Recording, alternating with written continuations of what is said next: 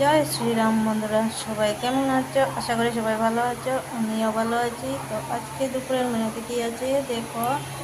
প্রথমে হচ্ছে সাদা ভাত,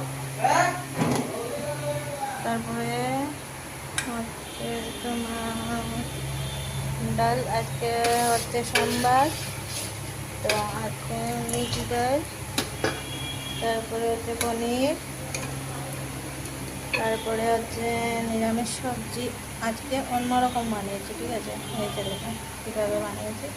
নিরামিষ সবজি বাদাম টাদাম দিয়ে, তারপর কষা মাংস, তারপর এটা হলো কাতলা ঝাল, এটা কাঁচা, এটা হলো মকার কারি, ঠিক আছে? ছোটো মাছের মকা, দেখো মকা কারি। আর এদিকে আছে চিড়ে চাটনি।